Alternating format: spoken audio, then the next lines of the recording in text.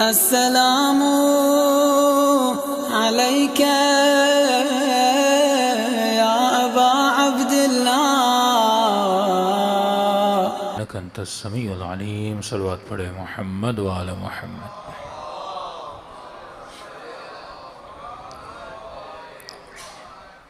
बिस्मिल्लाहिर्रहमानिर्रहीम।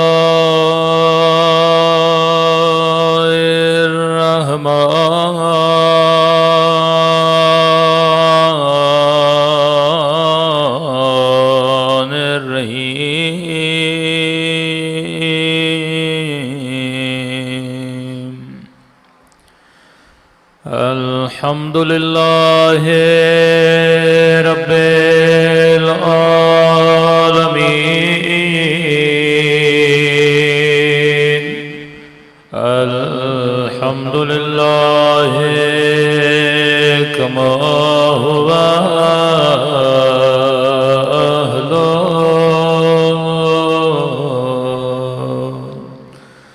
अस्सलातु सलाम अला सय्यदिल मुरसलीन व खातमिन नबिय्यीन अबिल क़ासिम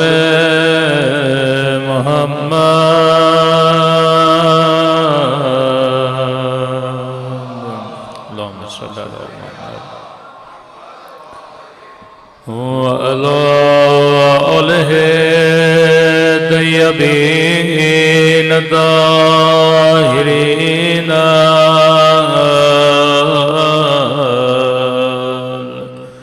मासूमीन।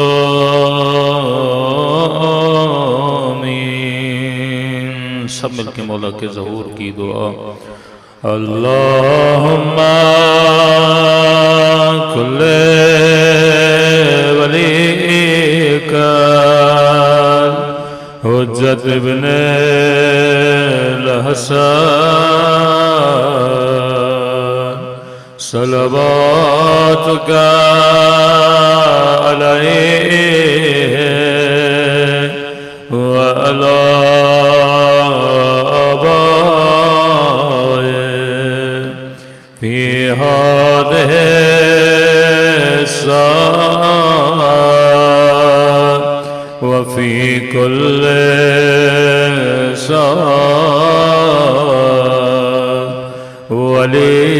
वलिय्यन व हाफ़िज़ा व क़ाइदन व नासिरा व दलीलन व अना हत्ता तुस्किनहु अर्ज़का व तुमत्तिअहु फ़ीहा तवीला बिरहमतिका या अरहमर राहिमीन। सल्लल्लाहु अलैहि वसल्लम।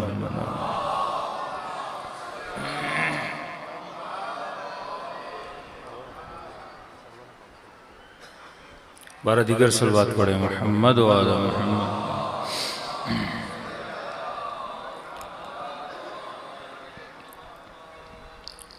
बिस्मिल्लाहिर्रहमानिर्रहीम। रब्बि इश्रह ली सदरी व यस्सिर ली अमरी वहलुल उक़दतम मिन लिसानी यफ़क़हू क़ौली। अम्मा बअद फ़क़द क़ाल सुब्हानहु व तआला फ़ी मुहकम किताबिह बिस्मिल्लाहिर्रहमानिर्रहीम। कुल्लु नफ्सिन ज़ाइक़तुल मौत। सल्लल्लाहु पढ़े मोहम्मद व आले मोहम्मद।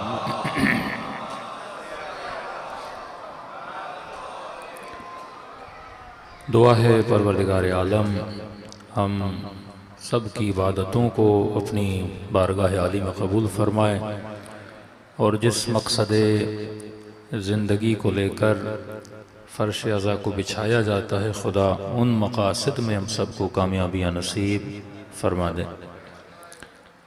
दुनिया में बहुत सारे अक़ीदे, बहुत सारे मज़ाहिब, बहुत सारे फ़िरक़े वजूद रखते हैं और ज़रूरी नहीं कि हर अक़ीदे को हर बंदा माने।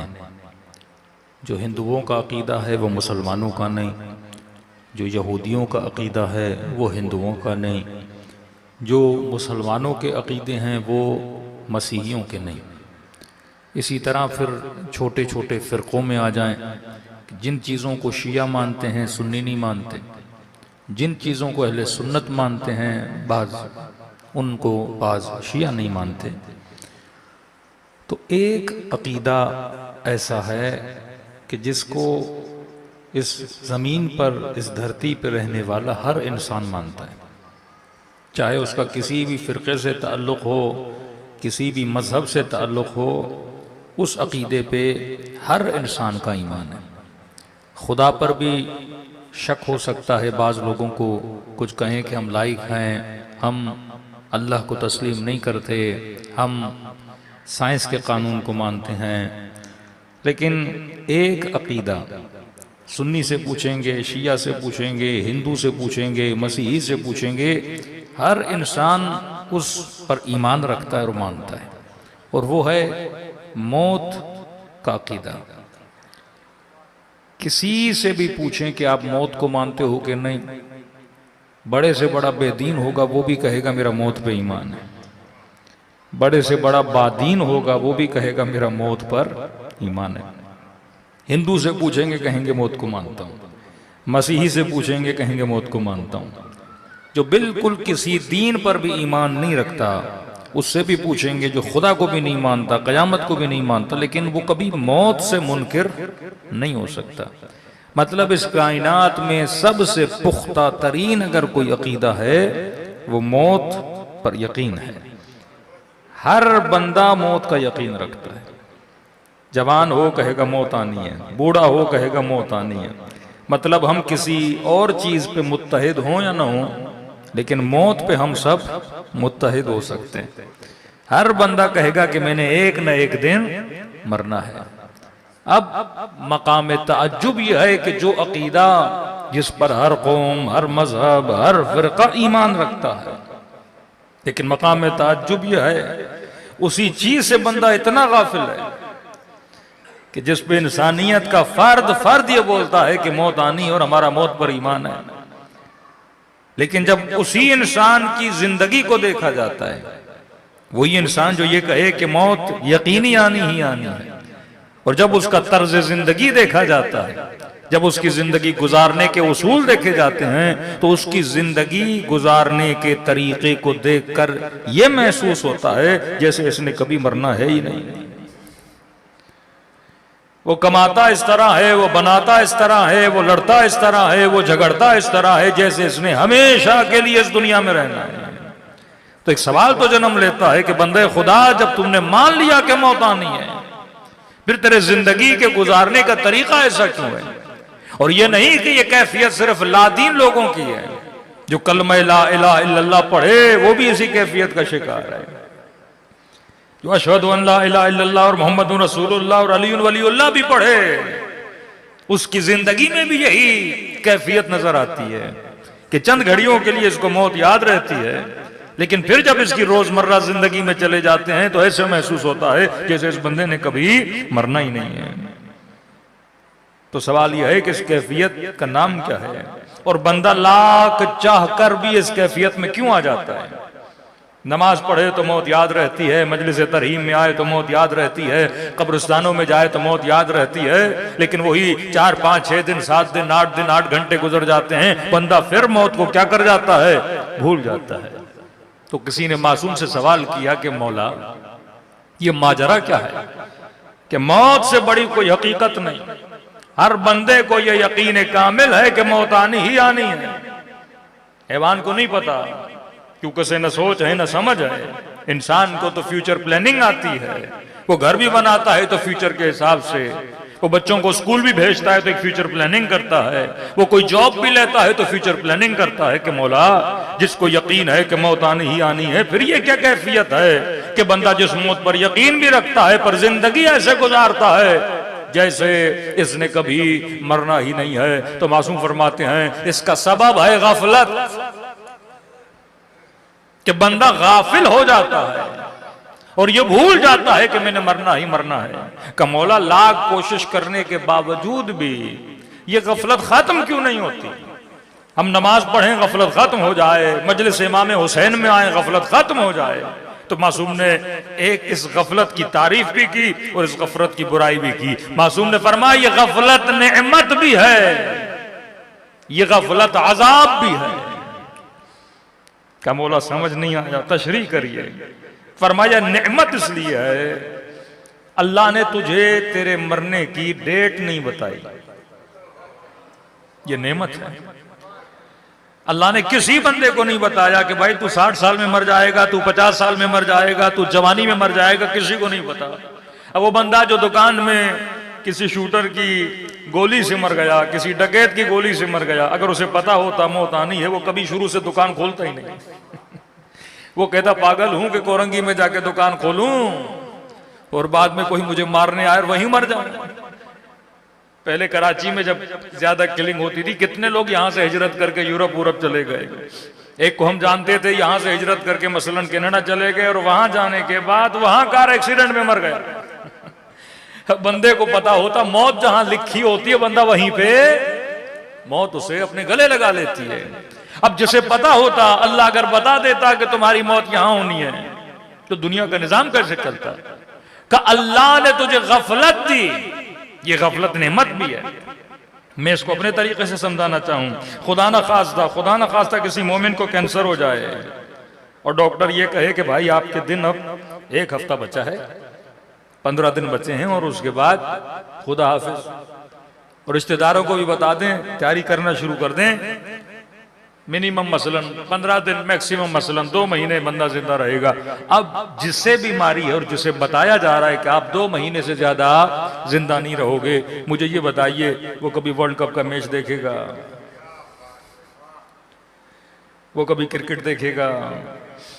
वो कभी रमजान की अंधेरी रातों में शोर मचाएगा और रात को क्रिकेट खेलेगा? वो कभी दोस्तों के साथ सिनेमा जाएगा? वो कभी ये बोलेगा कि आज तो मन है कि कराची के किसी होटल में खाना खाया जाए? कभी ऐसा करेगा? वो फुल डिप्रेशन का शिकार होगा। शायद खुद को एक कमरे में बंद कर ले। अब इसे कारोबार अच्छा नहीं लगेगा, अब इसे घूमना अच्छा नहीं लगेगा, अब इसे खाना पीना अच्छा नहीं लगेगा। वो 24 घंटा इस इंतजार में होगा कि अभी मलकुल मौत दिखा, कल मलकुल मौत दिखा। वो या नमाजें पढ़ेगा, या रिश्तेदारों से मिलेगा, या कर्जे माफ करवाएगा, या जिनके साथ बद अखलाकियां की हैं उन्हें क्या करेगा, माफी के पीछे लग जाएगा। क्योंकि उसे क्या हो गया, यकीन हो गया कि 15 दिन में मैंने रुखसत होना है। तो गोया उसकी जिंदगी का सारा सुकून क्या हो जाएगा, खत्म हो जाएगा। क्योंकि ईमानी कैफियत हर बंदे की इतनी नहीं है कि बंदा मौत का इस्तिकबाल करे। जैसे उसे यकीन हो गया कि 15 दिन या 20 दिन में मरने वाला हूं, वो कारोबार भी नहीं करेगा, वो जिंदगी में दिलचस्पी भी नहीं लेगा, वो बच्चों में दिलचस्पी नहीं लेगा, वो घूमने नहीं जाएगा। तो फरमाया उसकी पूरी जिंदगी दरहम बरहम हो जाएगी। लेकिन जिस इंसान को ये नहीं पता कि कल मैंने मरना है, जो बेचारे मरी में 200-250 लोग मर गए, किसको पता था बर्फ में जाके फंस के मर जाएंगे। बड़ी तैयारी से बड़ी खुशी मरी घूमने गया, गोया बड़ी खुशी खुशी मौत के इस्तिकबाल के लिए वहां जा रहा था। तो फरमाया अल्लाह ने तुझे गफलत दी है। ये गफलत क्या है, नेमत है कि तू चंद घड़ियों के लिए गाफिल हो जाता है ताकि बच्चों के लिए कमाने जाए, दुकान पे मेहनत करने के लिए जाता है, लोगों से मिलने के लिए जाता है। अगर खुदा ये गफलत न देता शायद कोई बंदा कारोबार के लिए जाता, शायद कोई अपने बच्चों की रिज़्क़ और रोजी की तलाश के लिए बाहर निकलता। तो खुदा ने तुझे क्या दी है, गफलत दी है। कि यहां पर गफलत नेमत है, लेकिन मौला ये बताइए ये गफलत आजाब कब बन जाती है? फरमाया अगर गफलत टेम्परेरी रहे तो नेमत है, लेकिन अगर गफलत अबदी गफलत हो जाए तो बाइसे अजाब है। अल्लाहुम्मा सल्ली अला मुहम्मद। टेम्परेरी का मतलब क्या? बंदा सुबह घर से निकला कारोबार के लिए, मौत से गाफिल है, हाँ, कोई बोरची है, कोई ड्राइवर है, कोई शॉपकीपर है, मगन है अपनी चीजों को बेचने में, मगन है गाड़ी चलाने में, मगन है खाना बनाने में, गाफिल है। ये गफलत अगर 8 घंटे की है तो अच्छा है, 6 घंटे की है तो अच्छा है, लेकिन ऑफिस में भी गाफिल रहे, छुट्टी हो जाए फिर घूमने चला जाए उसमें भी गाफिल रहे, रात को घर आए फिर टीवी पे बैठ जाए फिर भी गाफिल रहे, और सो जाए सुबह के 11-12 बजे तक सोता रहे फिर भी गफलत। नींद तो दूसरा गफलत का नाम है ना, नींद तो वैसे ही गफलत है। फिर 8 घंटे नींद की गफलत में गुजर जाएं फिर भी बंदे को याद न रहे कि मैंने मौत आनी है, फिर नेक्स्ट डे उठ के फिर बिजनेस के लिए चला जाए। अगर ये गफलत लंबी हो जाए तो ये बाइस अजाब है, लेकिन अगर गफलत छोटी रहे तो ये बाइस नेमत है। और मासूम फरमाते हैं कि अल्लाह ने ये जो 5 वक्त नमाज वाजिब की है, किसी मोमिन ने कहा मौलाना अच्छा ना होता 5 की 5 एक वक्त पढ़ लेते, ये झंझटी खत्म हो जाता कि दोपहर को पढ़नी है, मगरिब को पढ़नी है, सुबह की नमाज के बाद पढ़नी है। अरे अल्लाह को क्या पड़ी है कि हर अलग अलग वक्त में बुला रहा है। मैंने कहा शुक्र करो तुम शिया 3 वक्त में आते हो, वो बेचारे अहले सुन्नत तो वो बेचारे 5-5 वक्त अलग अलग करके जाते हैं। फजीलत के औकात तो वही हैं जिस तरह वो पढ़ते हैं, लेकिन एक सहूलत दीन ने तुम्हें दे दी कि 3 वक्त करके एक साथ नमाज पढ़ लो। लेकिन शायद किसी मोमिन ने कहा सहूलत और बढ़ जाए, परवरदिगारा क्या होता कि सारी नमाजें इकट्ठी करके हम सुबह या दोपहर या जब हमें दिन में टाइम मिले बड़े सुकून से पढ़ दे। मासूम फरमाते नहीं, ये नमाज के जो औकात खुदा ने रखे हैं,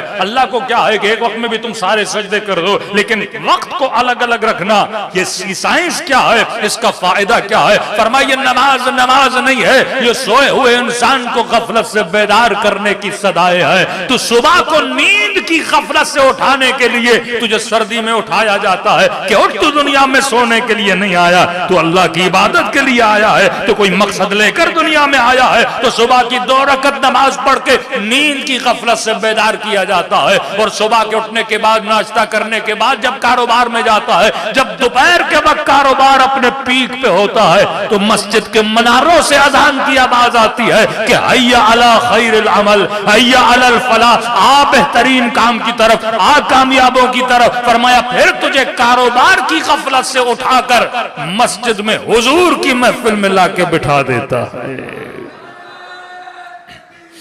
अल्लाह अकबर।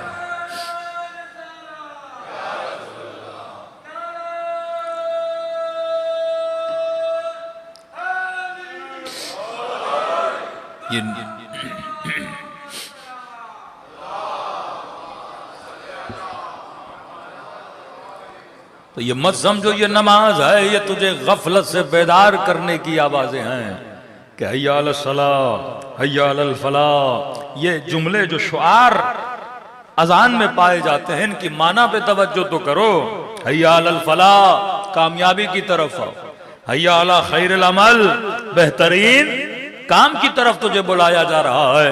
अब खुदा यहाँ पे बंदे को चेक करता है कि ये गफलत में कंटिन्यू रहना पसंद करता है या सोए हुए जमीर को बेदार करना पसंद करता है, ये दुनिया के मामलात में मगन रहना पसंद करता है, या सबूत देता है कि परवरदिगारा मैं सोया नहीं था, मैं बेदार हूं, मुझे इल्म है कि मैं दुनिया में किस मकसद के लिए आया हूं, मैं यहां सिर्फ कारोबार करने नहीं आया, मैं एक हदफ लेकर आया हूं। फिर खुदा दोपहर को बुलाता है, फिर बंदा थका हुआ टूटा हुआ रात को घर जाता है। अब कहता है ख्वाब गफलत में जाने से पहले फिर 2 सजदे मुझे कर दे, फिर मुसल्ले इबादत पर आ जा, फिर ये सबूत दे कि दुनिया में किस मकसद के लिए आया था।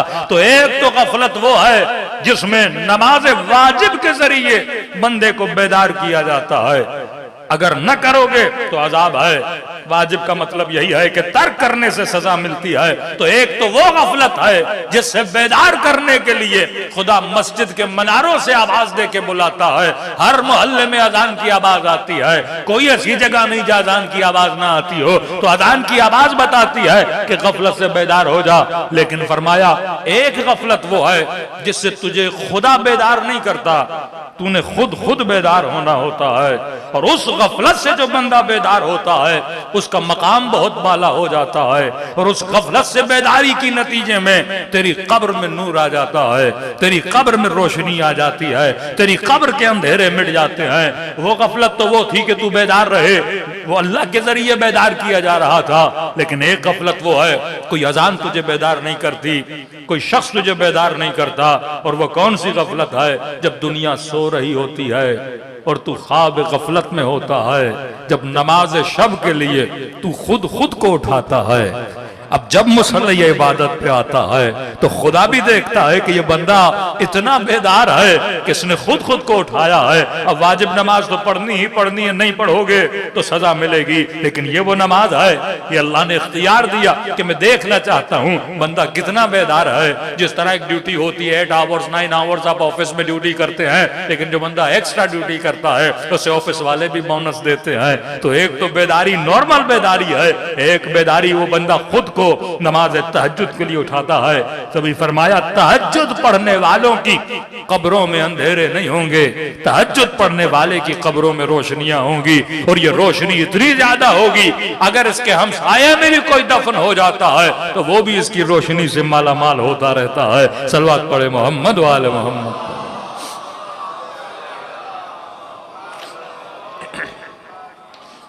तो दुनिया की सबसे बुरी चीज है गफलत। गफलत का मतलब क्या? कि एक हकीकत से बंदा गाफिल हो जाए, बंदा भूल जाए। जैसे आपने कोई लिबास पहना होता है पर आप भूल जाओ मैंने क्या पहना हुआ है, बंदा गाफिल हो जाए। बंदा भूल जाए कि मैं कहाँ बैठा हूँ, बंदा भूल जाए कि मैं क्या बोल रहा हूँ, बंदा भूल जाए कि जिस मकाम पे बैठा हूँ उस मकाम की फजीलत क्या है।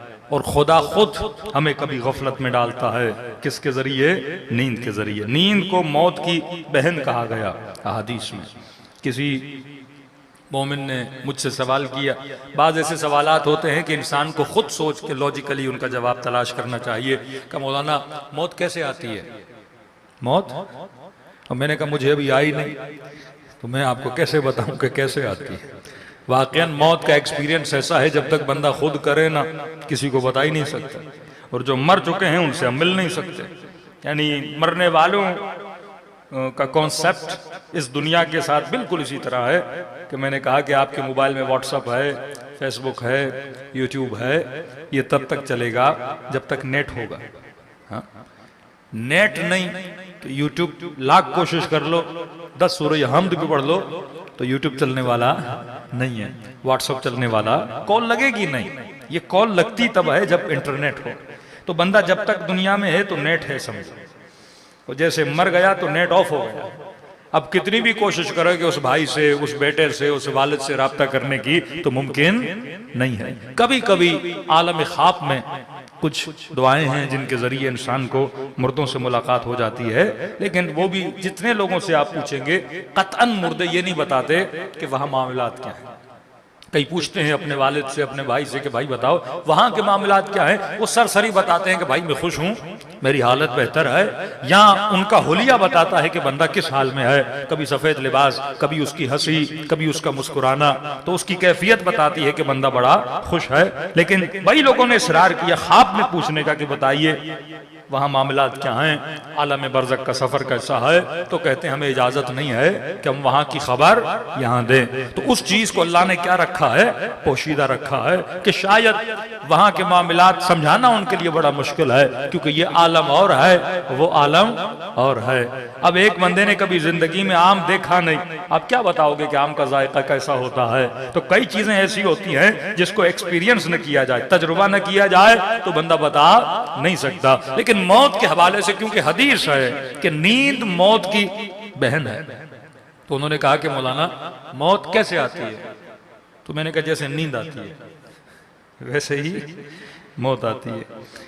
कहा मैं समझा नहीं। मैंने कहा देखो आज तक आपको याद है कि आपको नींद कब आती है? किसी को याद है? हमें ये याद होता है कि मसलन में बिस्तर पे जब लेटा था रात के 10 बज रहे थे, लेकिन वो घड़ी जब आप नींद में जाते हो वो किसी को याद नहीं होता, सडनली आती है और बंदा नींद में, किसी को नहीं पता होता कि मैंने ये जो मेरा माइंड है ये कब से शट डाउन हो जाएगा, कब ये ऑफ होगा, वो घड़ी किसी को याद नहीं रहती। हाँ गहरी नींद आ रही है, लेकिन जब आती है तो अचानक आती है। मैंने कहा मौत का फलसफा भी बिल्कुल ऐसा है, बंदे को पता नहीं लगता, अचानक मौत आ जाती है। अब एक चीज ने अचानक आना है, तो उसकी तैयारी कैसी होनी चाहिए? बता के तो उसने आना नहीं है। कई लोग कहते हैं मौलाना क्या 3 दिन पहले पता लग जाएगा कि हम मरने वाले हैं? मैंने कई लोग हैं उनको 3 दिन तो क्या, उस एक घड़ी पहले भी पता नहीं होता। बहुत बंदा इतना मुत्तकी और परहेजगार हो जिसे इशारा दिया जाए कि आप मर जाओगे। मैंने कहा बाकी सरसरी इशारे खुदा बहुत देता है जिनकी तरफ हमारी तवज्जो नहीं होती।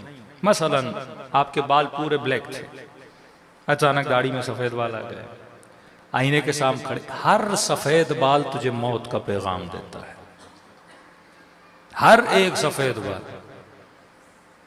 अब जिनकी दाढ़ियां नहीं है वो काट के पैगाम को उड़ा देते हैं, जिनकी हैं वो रंग लगा के पैगाम को उड़ा देते हैं।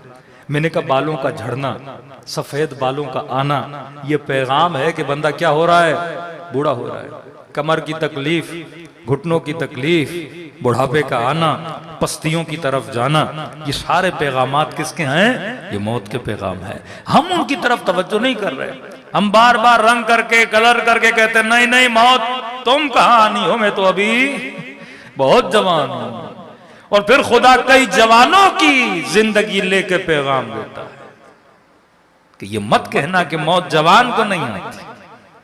कई ऐसे बूढ़े जो 90 साल से ऊपर है अभी भी जिंदा है, घर वाले परेशान है बंदा कब जाएगा।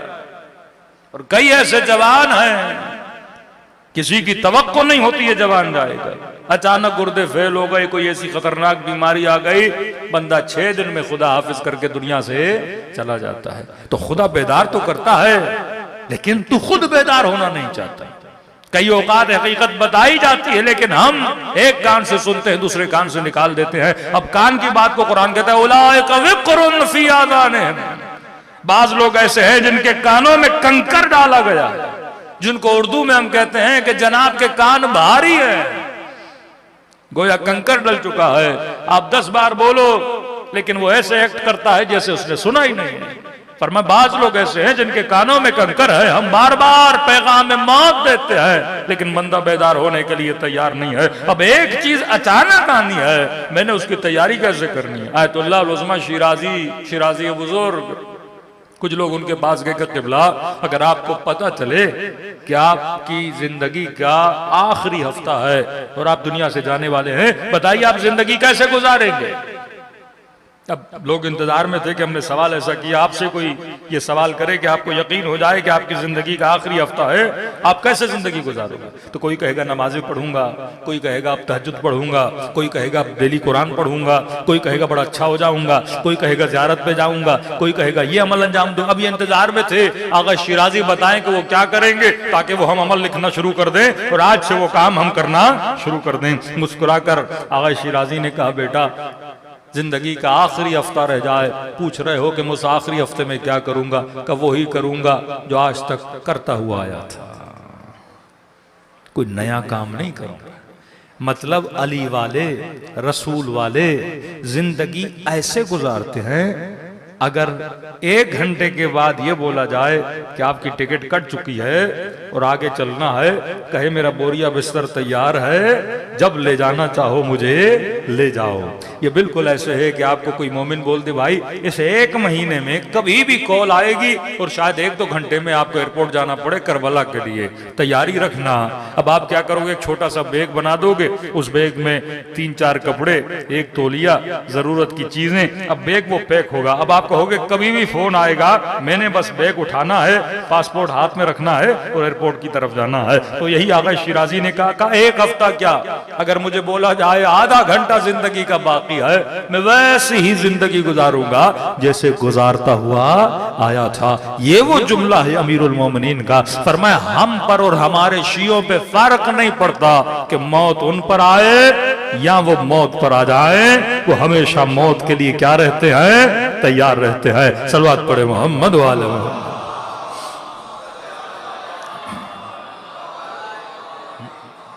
और मखसूसन आज जो फिलिस्तीन में हो रहा है, ये मौत की खबर है ना, हाँ, कि तकरीबन अभी तक 1000 से ज्यादा मुसलमान शहीद हो चुके हैं। और जो मुसलमान इन शोहदा का तमाशा देख रहे हैं और वो ये समझें कि हम जिंदा हैं, कुछ लोग जब रसूल के सामने से आ रहे थे, नबी ने फरमाया ये जिंदा लाशें हैं जो चल रही हैं। इस्लाम में हयात का तस्वर हो रहा है। अगर हयात हैवानी गुजारनी है तो कई बिल्लियां, कई कुत्ते और कई कबूतर और कई हैवानात आपकी फजाओं में और आपकी गलियों में घूम रहे हैं। इसको जिंदगी नहीं बोलते, इसको हयात जिस्मानी बोलते हैं। फरमाया जिंदा वो है जिसका जमीर जिंदा हो, जिंदा वो है जो अपने जमीर के आवाज पे लब्बैक कहे।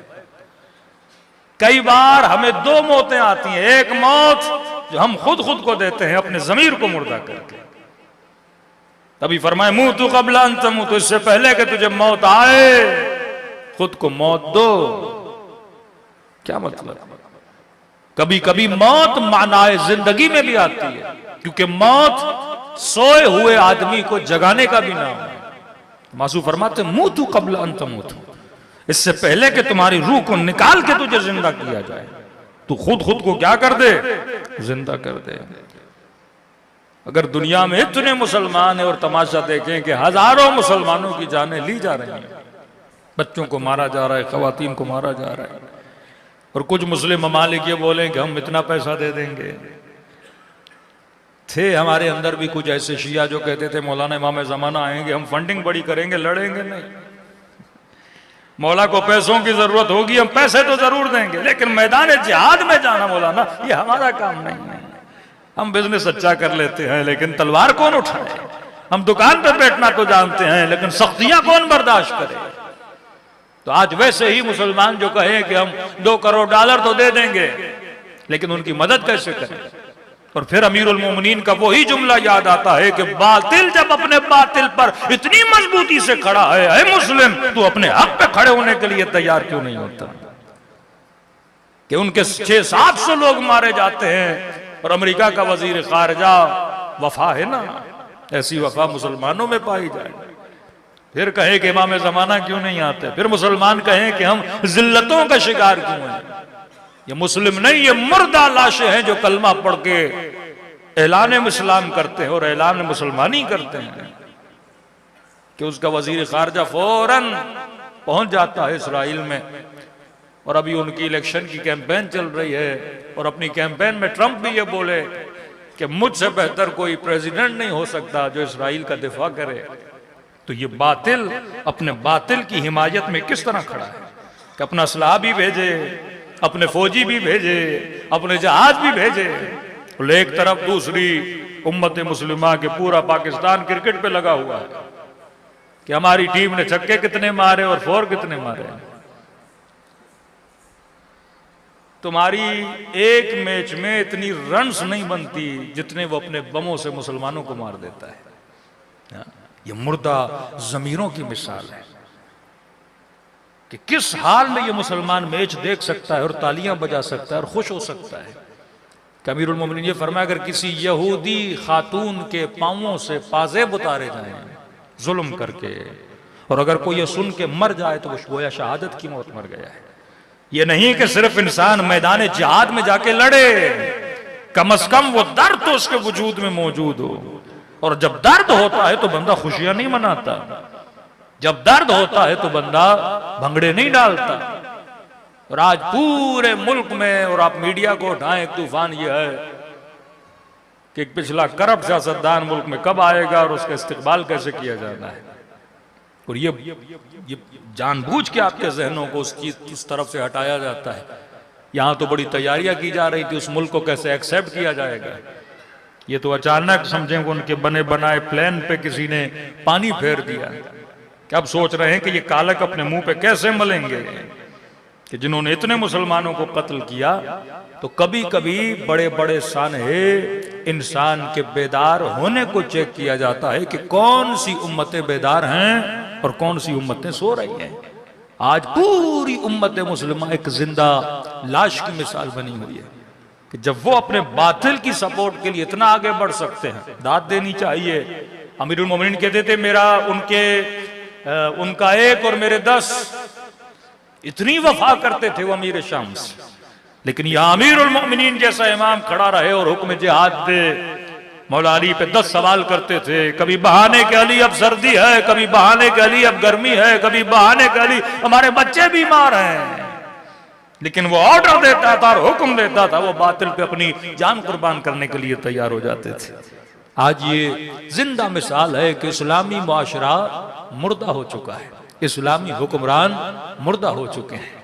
कि पाकिस्तान का मतलब क्या, ला इलाहा इल्लल्लाह, ये सिर्फ एक नारा है और स्लोगन्स हैं। जिंदा जमीर हमेशा अमीरुल इमाम हुसैन का जुमला है, कूनू लिज़ालिम खस्मा वलिल मज़लूम औना। फरमाया वो इंसान ही नहीं हो सकता जिसके अंदर जमीर बेदार न हो। और बेदारी जमीर की निशानी यह है, खुद फलसफा करबला यह है कि कूनू लिज़ालिम खस्मा, कोई भी जालिम हो, किसी भी मकतब और मजहब से उसका ताल्लुक हो, तेरा अपना हो या गैर हो, फरमाया खस्मा, खुसूमत रखो, दुश्मनी रखो, उस जालिम की नफरत अपने दिल में पैदा करो। वलिल मजलूम औना, मजलूम किसी भी कौम का हो, उसके लिए तुम्हारे दिल में क्या होना चाहिए, एहसास हमदर्दी होनी चाहिए, एहसास मदद होना चाहिए। जब ये बेदारी तुम्हारे वजूद में होगी तो तू हकीकत में क्या है, करबलाई है। आज वाकयान पूरी दुनिया सोई रही और हकीकत में जिन्होंने कहा कि हम आपकी मदद करेंगे वो वही थे जो अली इब्न अबी तालिब को मानने वाले थे। एक तरफ वहां से उन्होंने सफर किया उनके वजीर खारजा ने, और यहां से ईरान ने ऐलान किया कि हम अपना वजीर खारजा भी भेज रहे हैं लुबनान की तरफ और मुख्तलिफ ममालिक का दौरा करेंगे। तो कभी कभी ये इम्तिहानात खुदा इज्जत कैसे देगा? इज्जत तभी मिलती है जब तू अपनी इज्जत के कमाने के लिए जाता है। जिल्लतों का शिकार खुदा नहीं करता, जिल्लतों का शिकार हम खुद होते हैं। एक माशरे में क्या, एक गली में क्या, एक घर में क्या, एक ऑफिस में क्या, ये तेरा वजूद है जो खुद को इज्जत देता है, ये तेरा वजूद है जो खुद को जिल्लत देता है। इज्जत और जिल्लत का फैसला तेरे हाथ में है। अगर जिंदगी उसूलों की मबना पे गुजारोगे तो हमेशा इज्जत मिलेगी, अगर जिंदगी बगैर उसूल के गुजारोगे, लालच में गुजारोगे तो इज्जतें नहीं मिलेंगी। आज पाकिस्तान जिल्लतों का शिकार क्यों है? आज हर दुनिया का हर मुल्क हिकारत से क्यों देखता है? क्योंकि हमने अपनी इज्जत नहीं की, हमने अपनी कौम की इज्जत नहीं की, हमने अपनी आवाम की इज्जत नहीं की, तो गैर आपकी इज्जत कैसे करेंगे? आज आपके पासपोर्ट की इज्जत क्या है? आज एक पाकिस्तानी की गैर मुल्क एयरपोर्ट पे इज्जत क्या है? कोई इज्जत नहीं है, क्योंकि हमने अपनी इज्जत खुद नहीं की। अरे जब दुनिया में तू अपनी इज्जत नहीं करता तो दूसरे मुल्कों में तेरी इज्जत नहीं है। और अगर तुमने जिंदगी में अपनी इज्जत कायम नहीं रखी तो कब्र में अल्लाह के मलाइक भी तेरी इज्जत नहीं करेंगे। इज्जत तभी होती है जब तू अपनी इज्जत नफ्स को बचाता है। इज्जत तभी होती है जब तू उसूलों पे कॉम्प्रोमाइज नहीं करता। यही इमाम हुसैन का पैगाम था कि सर हुसैन कटा देगा पर कभी उसूल पे कॉम्प्रोमाइज नहीं करेगा। अकबर शहीद होता है तो हो जाए, उसूल पे कॉम्प्रोमाइज नहीं होगा। बहनों के पर्दों को कुर्बान किया लेकिन कभी उसूलों पे कॉम्प्रोमाइज नहीं किया। तो जिंदगी ऐसी गुजारो कि जब ये पैगाम आए कि दुनिया से जाना है तुझे अपने आप से शर्मिंदगी महसूस नहीं होनी चाहिए। आज हर इंसान अपने गरेबान में अपने नामे अमाल को देख के ये बता सकता है कि मैं अपनी गुजारी हुई जिंदगी से राजी हूं कि नहीं हूं। अगर तू अपनी गुजारी हुई जिंदगी से राजी है तो खुदा भी तुझसे राजी है। अगर तू अपनी जिंदगी से राजी नहीं है तो रब भी तुझसे कभी राजी नहीं हो सकता। सलवात पढ़े मोहम्मद वाले मोहम्मद।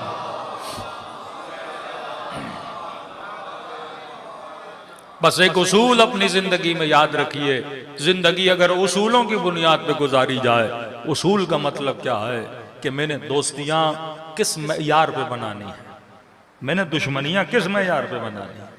मसलन एक मुल्क में अपना दुश्मन समझूं, मसलन पाकिस्तान इंडिया को अपना दुश्मन मानता है, इंडिया पाकिस्तान को अपना दुश्मन मानता है, ईरान मसलन इसराइल को अपना दुश्मन मानता है, इसराइल ईरान को अपना दुश्मन मानता है। दुबई वालों ने कहा नहीं हमारा दोस्त है, ओमान ने कहा नहीं हमारा दोस्त है। अब सवाल यह है कि एक मुसलमान दोस्ती कर रहा है, दूसरा मुसलमान दुश्मनी कर रहा है। फिर निचली सतह पे आ जाए, आपका मोहल्ला है, आपका एक भाई एक बंदे से बात करता है, दूसरा भाई कहता नहीं मेरी इससे नहीं बनती, मैं बात नहीं करूंगा। रिश्तेदारों में आ जाए, यही चीजें पाई जाती हैं। एक ही घर के 4 अफराद हैं, 2 अफराद एक बंदे से बात करते हैं, 2 बात नहीं करते। सवाल यह है मेरी नाराजगी का मेयार क्या है, मेरी दोस्ती का मेयार क्या है, मेरी मोहब्बत का मेयार क्या है, मेरी नफरत का मेयार क्या है। अब आइए मुआशरे में कि कहते हैं कि इमाम जमाना के ज़हूर से दज्जाल आएगा, दज्जाल का मतलब क्या? एक आंख वाला। इसमें मैंने कई मजालिस पढ़ी। एक आंख का मतलब क्या है? जिंदगी का मेयार। ये बंदा जो जिंदगी गुजारेगा, ये किसकी आंख से दुनिया को देखकर फैसले करेगा? क्या हुज्जत खुदा की आंख से देखेगा, अल्लाह की आंख से देखेगा, ऐनुल्लाह से देखेगा, या ऐन दज्जाल से देखेगा? अगर जिंदगी दज्जाल की दूरबीन को देख के गुजारनी है तो वो जिंदगी कुफ्र और तागूत की जिंदगी है। अगर जिंदगी इलाही आंख को देख के गुजारनी है वो जिंदगी नूरानी जिंदगी है। अब दज्जाल की जिंदगी क्या है? सेल्फिशनेस का तसव्वुर, मफाद का तसव्वुर, मेरा फायदा। कॉन्ट्रैक्ट की बुनियाद क्या होनी चाहिए? मफादात। आज जंग क्या है पाकिस्तान? मफादात की जंग है। इंटरनल मफाद, एक्सटर्नल मफाद। फॉरेन पॉलिसी किस बुनियाद पे बनाई जाए? कहा जाता है मफाद की बुनियाद पे बनाई जाएगी। कौन मुल्क हमें पैसा ज्यादा देगा, कौन असलहा ज्यादा देगा, मफाद की बुनियाद पे। दोस्तियां मफाद की बुनियाद पे। अब एक बंदे से मैं दोस्ती कर रहा हूं, ये नहीं देखा जाएगा बंदा शराबी है, जानी है, झूठा है, दुश्मन अहले बैत है, सेक्युलर है, लिबरल है, किस मेयार का? नहीं, बंदा पैसे वाला है। दोस्ती करूंगा तो माल मिलेगा, दोस्ती करूंगा तो क्या होगा? कॉन्ट्रैक्ट ज्यादा बनेंगे, दोस्ती करूंगा तो फायदे होंगे, माशरे में चलूंगा तो ये मुझे सपोर्ट करेगा। मतलब दोस्ती का मेयार क्या बना? ये वही दज्जाली आंख है कि मैं दोस्तियों का मेयार, बेटियों के रिश्तों का मेयार, बेटों की शादियों का मेयार, मेरे जिंदगी में सिलेक्शन का मेयार, मेरी जिंदगी में चुनाव का मेयार, मेरी जिंदगी में इलेक्शन का मेयार क्या बना? ये वो आंख है कि तू किस बुनियाद पे चीजों को चुनता है। अगर दज्जाली आंख रखता है तो वो सेल्फिशनेस का तसव्वुर है, वो मफाद परस्ती का तसव्वुर है। अब मैंने अपने मुल्क को बचाना है और उस मुल्क को बचाने के लिए अगर 10 मुल्कों को तबाह करना पड़े तो मैं कर दूंगा। ये वही दज्जाली आंख है। अगर पूरा अफगानिस्तान भी तबाह होता है तो हो जाए, क्योंकि मैंने अपने मुल्क को बचाना है। इराक तबाह होता है तो हो जाए, मैंने अपने मुल्क को बचाना है। यही सेल्फिशनेस का तसव्वुर कि इसराइल कहे कि अगर 2 मिलियन गजा में रहने वाले मुसलमान मरते हैं तो मर जाएं, क्योंकि इसने मेरा मारा है और मैं एक के बदले में 100 मारूंगा। ये मफाद का तसव्वुर है। लेकिन इस्लाम का तसव्वुर क्या है? जब जंग करो तो मयार रखा करो, जब जंग करो तो उसूल रखा करो। फरमाया भागे हुए को कभी पीछे से वार न किया करो, किसी की बस्तियों को उजाड़ा न करो, किसी की खेतों को उजाड़ा न करो। इस्लाम ने एक मयार बना दिए। लेकिन आज दुनिया में कोई मयार नहीं है। मयार यह है कि मेरी बका अगर है तो पूरी दुनिया को तबाह करना है तो कर दो। मेरा घर बच जाए लेकिन 10 घरों को आग लगती है तो आग लग जाए। वही गेम जो पॉलिटिकल पार्टीज कराची में या पूरे पाकिस्तान में खेलती हैं। कभी नेशनलिज्म का पत्ता, कभी लिसानियत का पत्ता खेला जाता है। मतलब हम बच जाएं, हमारा वोट बैंक बन जाए, हमारी वैल्यू बढ़ जाए। और उस वैल्यू को बढ़ाने के लिए अगर मैंने 10 लोग मरवाने भी हैं तो ये बाज औकात अपने बंदे भी मरवा देते हैं। मजलूम बनने के लिए अपने बंदे मरवा देते हैं ताकि मुआशरे में हमारी क्या बने? वैल्यू बने। ये वही सेल्फिशनेस का तसव्वुर है। लेकिन हुसैन ने करबला में सर कटा दिया, अपने मफाद के लिए नहीं, दीन खुदा के लिए। ज़ैनब ने चादर कुर्बान कर दी अपने मफाद के। अपना नुकसान है ना, फायदा तो नहीं हो रहा। किसके लिए? दीन खुदा के लिए। क्योंकि वो किस आंख से देख रहे थे? अल्लाह की आंख से देख रहे थे। वो निजाम इलाही की बुनियाद पे देख रहे थे। अपना असद जो है सीरिया का प्रेसिडेंट जो है, उसको ऑफर दी गई बाकायदा कि जाओ ईरान को पैगाम दो कि अगर ये इसराइल को तस्लीम कर दें तो हम पूरे खित्ते का किंग बनाएंगे, जिस तरह शाह ईरान पूरे मिडिल ईस्ट के किंग था। अब जितनी भी उस जमाने में सियासतदानों की शादियां देखेंगे, शाह ईरान की शादी मिस्र से, उस वक्त भुट्टो फैमिली में ईरान से, यानी हर बंदा ये चाहता था या अपनी बेटी दें या वहां से किसी को लें। क्योंकि जिस तरह आज सऊदी अरब है, हर बंदा किंग खानदान से कुछ चीज लेना चाहता है, अबू ज़बी से रिश्ते करना चाहता है। क्योंकि मिडिल ईस्ट को तकसीम किया जाता है कि ये पावर इस मुल्क को दिया जाएगा, का पूरा पावर आपको देंगे, पूरे खित्ते में आपकी ताकत होगी, आपका मजहब, आपका फिरका हावी हो जाएगा। जिस तरह एक फिरके को पूरी फैसिलिटीज दी गई, वो फिरका बढ़ता गया। हालांकि कम तादाद में थे, लेकिन आप देखें कई मुल्कों में उस फिरके को बढ़ाया गया, फैसिलिटेट किया गया। तो आपको भी करेंगे, पर शर्त यह है कि आप हमें मान जाओ। कभी आपका क्या जाता है? वो तो शिया है नहीं, उनकी आपसे बनती नहीं, आप उसे हमें मान लो, पूरे खित्ते में आपको पूरा पावर दिया जाएगा। लेकिन इन्होंने कहा नहीं, अगर हमारे मुल्क पे मसाइल आते हैं आ जाए, हम हुसैनी हैं, कम हम उसूलों पे कॉम्प्रोमाइज नहीं करेंगे। कितना आदमी बढ़, ये सारे सैंक्शंस कई ऐसे नेशनलिस्ट ईरानी हैं जो इसकी मुखालिफत करते हैं, भाई हमारा क्या जाए, पैसे हम कमाएं और तुम मदद दूसरों की करते हो।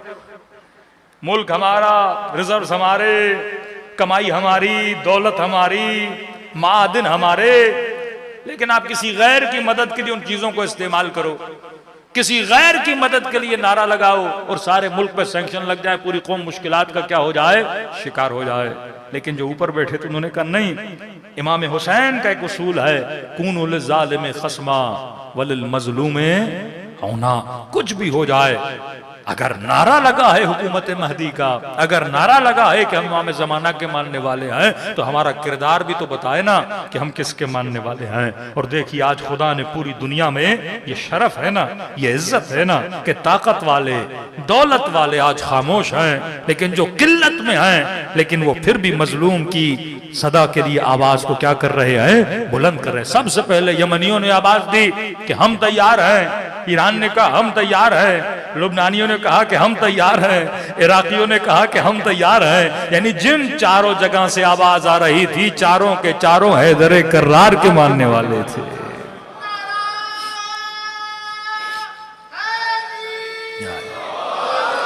यही वो दर से करबला है कि देखो तुम जिंदा कौमों में से गिने जाते हो, ये जिंदगी की निशानी है, ये वो इज्जत है जो खुदा ने आप लोगों को अता की है कि तुम हो जो निशानी बेदारी हो, तुम लोग हो जो आज भी, यानी आज पूरी उम्मत मुस्लिमा में अगर किसी पे जुल्म हो, वो उम्मीद किससे रखता है, अमीरुल मोमिनीन के मानने वालों से रखता है कि वाकयान अगर कोई आएगा हमारी मदद के लिए, ये आएगा। और मजलिस का मकसद भी यही था। सवाल यह है कि एक वाक़े करबला है, एक वाक़े करबला है, एक मुसीबत जनाब सकीना है, जनाब अली असगर है, जनाब अली अकबर है, लेकिन हर मजलिस में उसे रिपीट किया जाता है। क्यों? इस फर्श अज़ा पे कौन सा वो जवान है, कौन सा मोमिन है जिसने शहादत अली अकबर नहीं सुनी? सबने सुनी हुई। कौन सा वो मोमिन और मोमिना है जिसने जनाब सकीना की मजलूमियत नहीं सुनी? सबको पता है। बार बार क्यों बताया जाता है? ताकि सोए हुए दिल को फिर क्या किया जाए, बेदार किया जाए। मजलिस हुसैन कभी भी आपके दिलों को पत्थर बनने नहीं देती। ये जिक्र मुसीबत आपके दिलों को नरम करता है। दिल जब मोम होता है तो आंखों से क्या आते हैं? आंसू आते हैं। आप एक अपना इमाम दिखाइए जो न रोया हो। अब वो रोना चाहे गमे इमाम हुसैन में हो, वो रोना चाहे मुनाजात परवरदिगारे आलम में हो। वो दुआए कुमैल पढ़ के रोएं, सहीफ़े सजादिया पढ़ के रोएं, दुआए अरफा पढ़ के रोएं, मुनाजात अमीरुल मोमिनीन पढ़ के रोएं, दुआए खम्सा अशर पढ़ के रोएं। ये सारी दुआएं किसके लिए हैं? कि बंदे का दिल क्या हो जाए, नरम हो जाए। कि सैयदा ज़ैनब फरमाती हैं कि दुआए अरफा पढ़ते पढ़ते इमाम हुसैन वो कैफियत तारी हुई कि इमाम के महासिन पे आंसू जारी थे और यहाँ तक कि मौला सजदे में गिर गए। और फरमाया जब सजदे से सर उठाया तो जिस मिट्टी पे सजदा किया था वो पूरी मिट्टी आका के आंसुओं से गीली हो चुकी थी। यही कैफियत इमाम ज़ैनुल आबिदीन की, यही कैफियत जनाब कुमैल बताते अमीरुल मोमिनीन की कि पूरी रात कुएं में सर डाल के अली मुनाजात अमीरुल मोमिनीन पढ़ते थे। मौलाई या मौलाई कैफ़ अदऊक व अना अना। किसको अली मौला कर रहा है? अपने परवरदिगार आलम। तो फरमाया दिलों को कभी सख्त होने नहीं देना। नमाज की कैफियत बताए मोमिन, अगर नमाज पढ़ो तो कोशिश करो रिक्कत भरी आवाज में पढ़ो ताकि तेरी आंखों से आंसू जारी। अल्लाह ये चाहता है कि ये दिल कभी पत्थर न बने। दिल जब नर्म होता है तो फिर मजलूम की आवाज के लिए सदा बुलंद करता है। लेकिन जिस माशरे के दिल पत्थर हो जाए, एक वक्त था पाकिस्तान में कराची में डेली 8-9 लाशें गिरी करती थी। तो कोई लाहौर का बंदा, कोई पेशावर का बंदा, कोई फैसलाबाद का सुनता था 9 लोग मर गए तो वो परेशान हो जाते थे। लेकिन कराची वाले को बताया जाता था 9 मर गए, कहते अच्छा 9 मरे, हमने सोचा आज 17 मरेंगे। कभी बम ब्लास्ट होता था 20 मर गए, फिर 40 मर गए, फिर 200 मर गए। तो खबर सुन सुन के दिल क्या हो चुके थे, सुन हो चुके थे। अब परवाह नहीं, 200 मरे मर गए। ईद मिलाद नबी पे 100 से ज्यादा लोग मर गए, जूं की तू तक नहीं हुई पाकिस्तानियों को। दिल क्या हो चुके हैं, पत्थर हो चुके हैं। इटली या फ्रांस में एक जवान को पुलिस ने मार दिया, एक जवान को, पूरे मुल्क में हम हंगामे हो गए कि पुलिस ने गलती से एक जवान को मारा है। यहां लोगों की निगाहों के सामने लोग मार दिए जाते हैं, मुर्दा हो चुके हैं। ये मुआशरा अफसोस से जिस मुआशरे में हम रह रहे हैं एक मुर्दा मुआशरा है। लोग मर जाएं परवाह नहीं, इज्जतें लुट जाएं परवाह नहीं। ये जिंदा दिल बंदा हुसैनी होता है।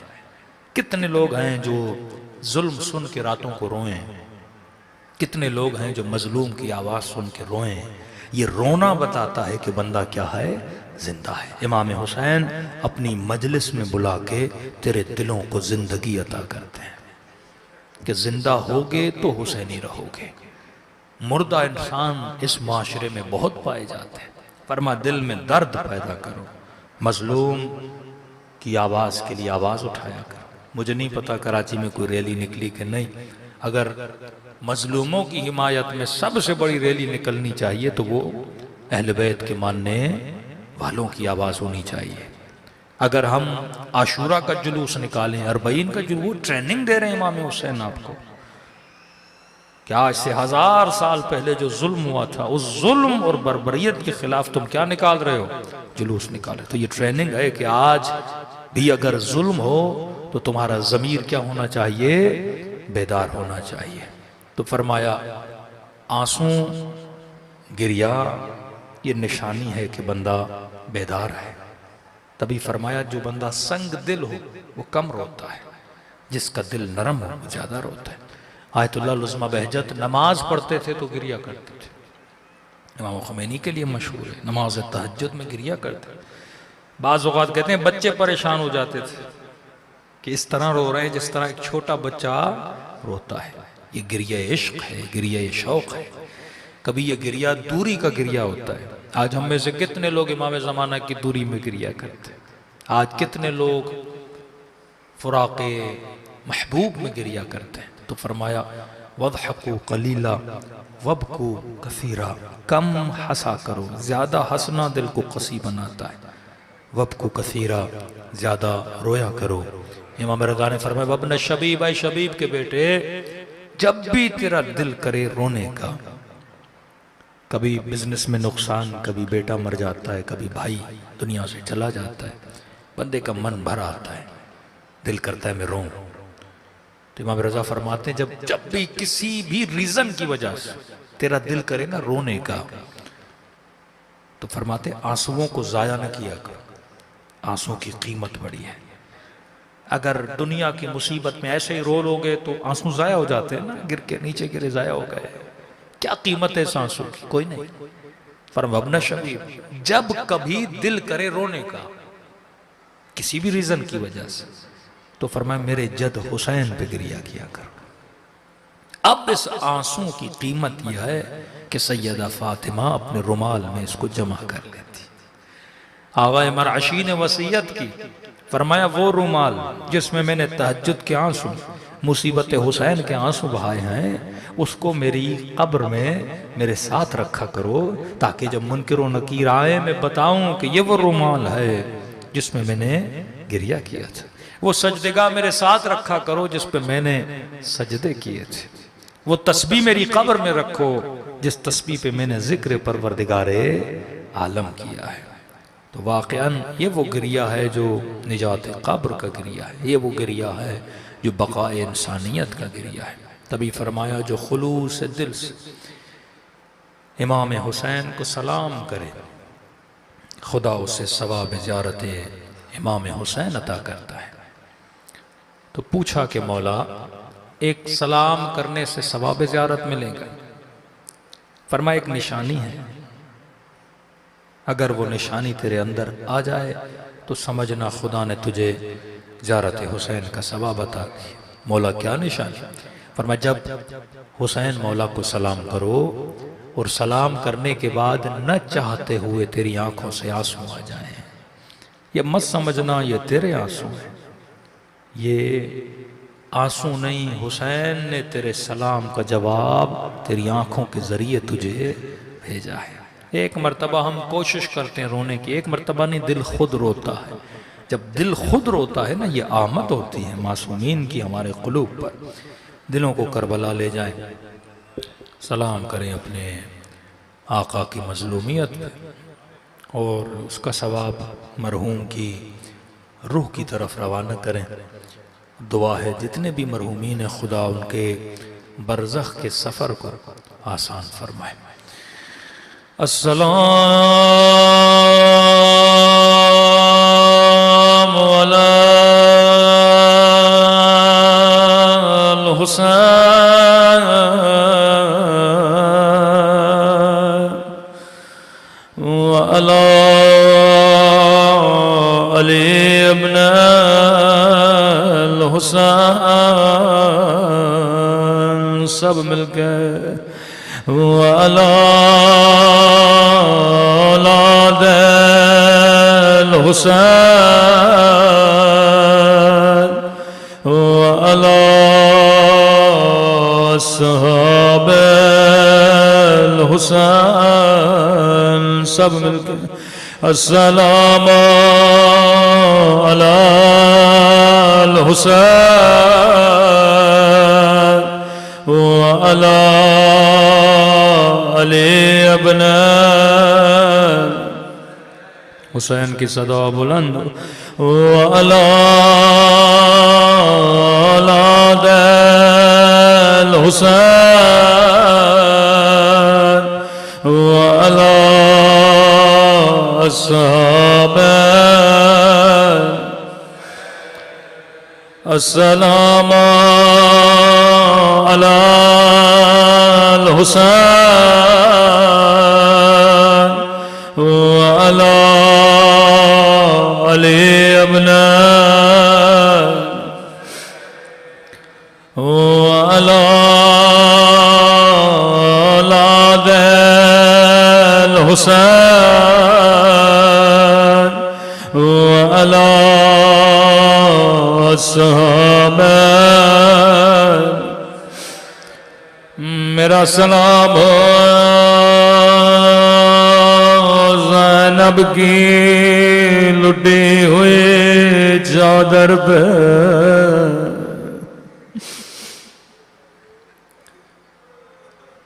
मेरा सलाम हो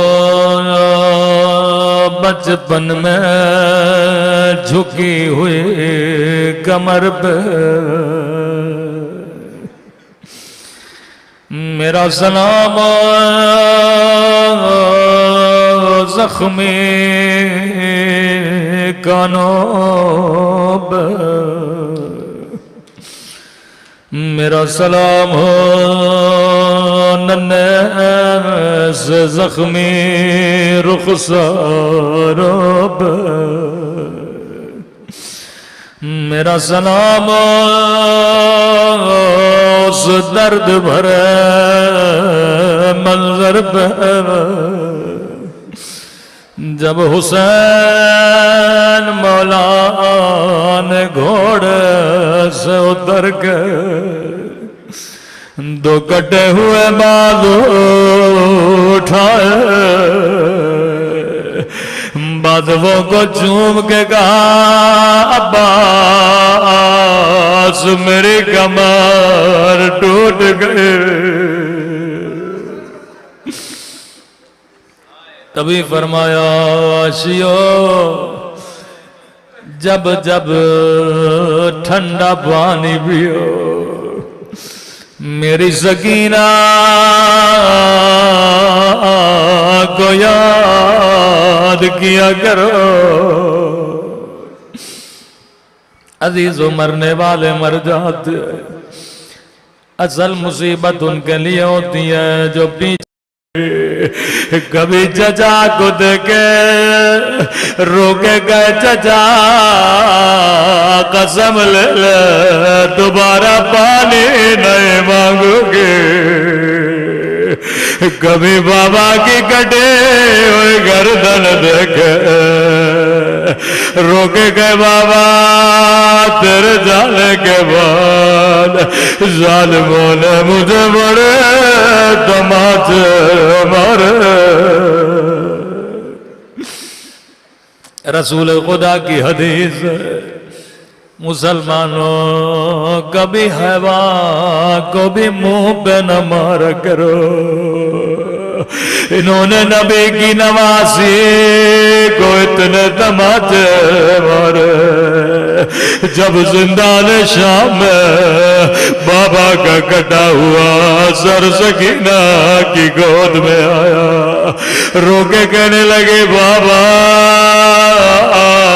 मेरे गरीब वतन बाबा, बाबा जरा आंखें खोलो, जरा सकीना का चेहरा देखो।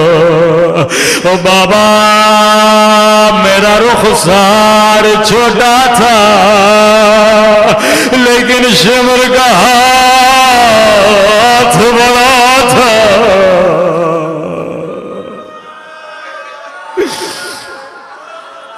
मैं कुर्बान नन्ही सी बच्चे की मजलूमियत पे, किसी न किसी दिन हर इंसान यतीम होना है। लेकिन मैं अक्सर दुआ करता हूँ खुदा किसी बच्चे को बचपन में यतीम न करे। बचपन की यतीमी बड़ी सख्त होती है। तभी फरमाया यतीमों के सामने अपने बच्चों को प्यार न दिया करो, यतीमों को अपने बाबा की याद आती है। सकीना जब कबूतरों को उड़ता हुआ देखती थी, रोके कहती थी पुप्पी अम्मा ये कहाँ जा रहे हैं।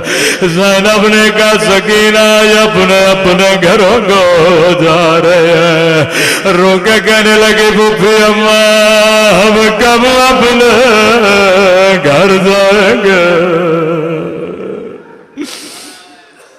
खुदा किसी को बचपन में यतीम न करे। बड़ी सख्त रिवायत फरमाया शियो जब जब पानी पियो मेरी सकीना को याद किया करो। वो मजालिम बच्ची ने देखे कि जिंदान शाम में बाबा को प्यारी हो गई। अल्लाह आप सबको नन्ही सी कब्र सकीना की ज़ियारत नसीब कराए। रिवायत के जुमले आए, काफिला जब शाम की बाजार में पहुंचा, नन्ही सी बच्ची पुप्पी अम्मा की गोदी बच्ची। तसव्वुर करें अगर आपके मोहल्ले में सादात का काफिला है, मोमिन फूलों की पत्तियों से इस्तकबाल करेंगे, लेकिन जब अली की बेटियां हुसैन के यतीम बच्चे बाजार में आए, किसी ने फूल नहीं बरसाए, कोई पत्थर मारता था, कोई गर्म पानी फेंकता था। कहते थे ये बागी की बहन, ये बागी की बेटियां। इस हाल में जनाब सकीना ने धीमी सी आवाज में कहा पुप्पी अम्मा मुझे बड़ी प्यास लगी है, थोड़ा पानी मिल जाए। बीबी ज़ैनब ने कहा सकीना देख तो रही हो या पानी देने वाला कोई नहीं, बच्चर मारने वाले बहुत। इन मुर्दा लोगों में एक जिंदा ज़मीर मोमिना बैठी थी। उसने ये आवाज सुन ली, दौड़ी दौड़ी गई, गिलास में पानी भरा, आकर बीबी ज़ैनब को दिया। आए कैदी बीबी मैं तेरी बच्ची को पानी पिलाऊंगी। बीबी ज़ैनब ने कहा सब पत्थर मार रहे हैं, तू पानी लेकर क्यों आई हो। कहती है कैदी बीबी मेरे मौला का फरमान है, अल्लाह कभी कैदियों की दुआ रद्द नहीं करता। ओ कैदी बीबी मेरी जिंदगी गुजर गए, मैंने कभी 4 साल कैद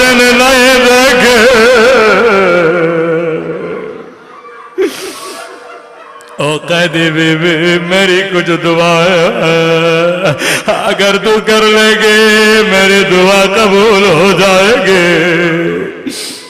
बीबी ज़ैनब ने कहा सकीना पानी बाद में पीना, हम सैयद हैं किसी का एहसान नहीं उठाते, पहले इसके लिए दुआ करो।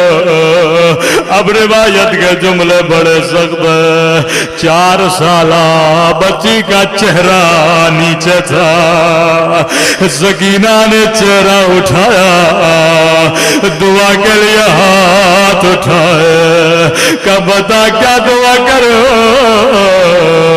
मोमिना की निगाह जख्मी कानों पे पड़ गए, ओ जख्मी रुखसारों पे पड़ गए, ये अपनी सारी दुआएं भूल गए।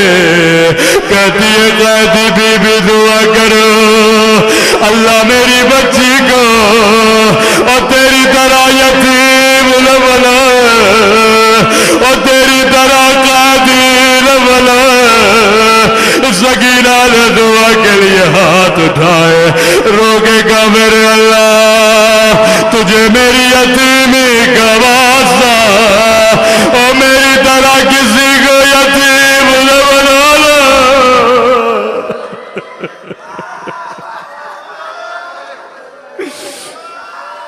ओ मेरी तरह किसी को कैदी न बनाना। हाँ मोमिना बता दूसरी दुआ क्या करो। दूसरी दुआ ऐसी थी पूरे काफिले को रुला दिया। कहती है कैदी बीबी मुद्दतें गुजर गई, मैं मदीना नहीं गई, दुआ करो अल्लाह मुझे मदीना भेजे। मदीने का नाम आना था, ज़ैनब को सुगरा याद आ गए। कहने लगी मोमिना मदीने जाकर क्या करोगी, क्या मदीने में तेरे रिश्तेदार हैं। कहती है कैदी बीबी मदीने में मेरे रसूल का रोज़ा है। अगले जुमले ने ज़ैनब को बड़ा रुलाया। ओ कैदी बीबी मदीने में मेरे रसूल का रोज़ा है, मदीने में मेरा मौला हुसैन है, मदीने में मेरा आका अब्बास है। यहाँ तक ज़ैनब सुनती रही, कहने लगी मदीने में मुझे कुरान पढ़ाने वाले, मुझे हिजाब सिखाने वाले मेरी बीबी रहती है। ज़ैनब ने कहा अल्लाह तुझ पे रहमत नाज़िल करे, बड़ी मुद्दतों से मैंने ये 2 नाम नहीं सुने थे, लेकिन ऐ मोमिना क्या मदीने वाली बीबी से नाराज हो। क्या कहना चाहती हो कैदी बीबी। का तूने हुसैन का नाम लिया, तूने अब्बास का नाम लिया, तूने ये नहीं बताया मदीने वाली कौन है।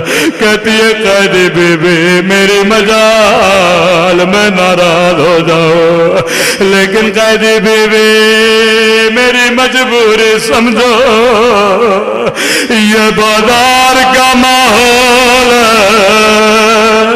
ना महरमा का मजमा है, मैं अपनी बीबी का नाम नहीं ले सकते। ज़ैनब को बड़ा प्यार है। कम मोमिना अगर मैं दुआ करूं तेरी दुआ यहीं कबूल हो जाए क्या करोगी। कहती है कैदी बीबी क्या कहना चाहती हो। कहा अगर मदीने वाले बाजार में नजर आए तो क्या कहोगे। एक मर्तबा मोमिना को जला लाया। कहती है कैदी बीबी ज़बान संभाल के बात करो, मेरी बीबी तुझ जैसी कैदिन ने के बाजारों में मेरी बीबी नाम है अली की बेटी का, मेरी बीबी नाम है अब्बास की बहन का।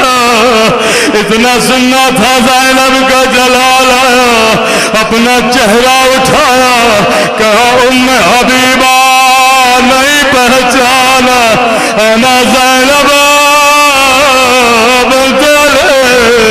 अरे वो दिन गुजर गए, मेरा हुसैन मार गया, मेरा अब्बास मार गया। अल्लाह लअनतुल्लाह अलल कौम ज़ालिमीन। परवरदिगार तुझे सकीना की यतीमी का वास्ता, तुझे ज़ैनब की मज़लूमियत का वास्ता, तुझे अब्बास की गैरत का वास्ता, तुझे आका हुसैन के सब्र का वास्ता। परवरदिगार मरहूम सैयद शानदार हुसैन नक़वी इब्न सैयद सरफराज हुसैन नक़वी, इनके दर्जात को बुलंद फरमा, इनके बरज़ख के सफ़र को आसान फरमा। परवरदिगारा क़यामत व क़ब्र व आलम बरज़ख में इनको शफ़ाअत इमाम हुसैन नसीब फरमा। हम सब की क़ब्र की पहली रात आसान फरमा, हम सब को ज़ियारत इमाम हुसैन नसीब फरमा, हम सब के सग़ीरा कबीरा गुनाह माफ़ फरमा, हमारे वालिदैन के गुनाहों को माफ़ फरमा। ये नज़र, ये न्याज, ये गिरिया, ये मजलिस अपनी बारगाह आली में कबूल फरमा। परवरदिगारा फ़िलिस्तीन के मज़लूम मुसलमानों की मदद फरमा, बेज़मीर मुसलमानों के ज़मीर को बेदार फरमा। इस ज़माने में जहाँ जोर व ज़ुल्म बरबरियत है, परवरदिगारा इस कायनात में अदल और इंसाफ को नासिफ करने वाले आका इमाम ज़माना का ज़हूर फरमा। हम सब को मौला के आवान और अंसार ख़ास में शरीक फरमा। इन गुनहगार आँखों को मौला की ज़ियारत नसीब फरमा। परवरदिगारा हम सब के घरों पर अपनी रहमतों को, बरकतों को नाजिल फरमा। हर तरह की नज़र बदो परेशानियों से हम सबको महफूज फरमा। मोमिनीन के जान, माल, नामूस की हिफाजत फरमा। पाकिस्तान में निज़ाम अदल को नाफिज फरमा, ज़ालिमों के जुल्म को उनकी तरफ पलटा दे। ये दुआ हमेशा करें जनाब सलमान की दुआए, खुदा हम सब को ज़बान ज़ाकिर अता फरमा, बदन साबिर अता फरमा, दिल शाकिर अता फरमा, अक़ल सालिम अता फरमा। जो मांगा नहीं मांगा अपने ख़ज़ाने क़ुदरत से हम सबको नसीब फरमा। रब्बना तक़ब्बल मिन्ना इन्नका अंतस समीउल अलीम। मरहूम के दरजात की बुलंदी के लिए सलवात पढ़े मोहम्मद व आले।